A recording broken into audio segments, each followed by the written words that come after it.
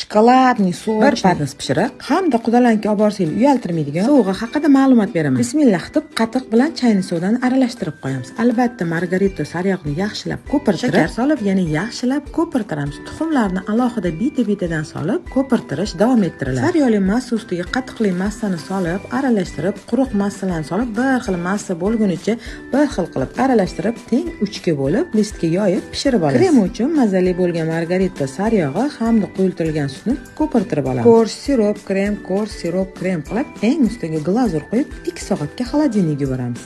Endi esa sizga Ansor Home'dan olgan pastelli naborlarimni ko'rsataman. Shunaqa ham sifati zo'r, ishoninglar, sovg'alarga, qudalarga olsanglar, salomlarga olsanglar, sizlarga albatta obro' olib, duo olib keladigan pastelli naborlarni bemalol xarid qilishingiz mumkin. Men ham solib, mazza qilib, kayfiyatim ko'tarilib, 2 soat o'tganini ham sezmay qolmayman. Xolodilnikda neger pishiriqni uzoq kuttirmasdan, a'lo kayfiyatda issiqqina ko'filar bilan yeb oldim. Sizlar bilan xoslashamiz. Duo qilishni unutmang.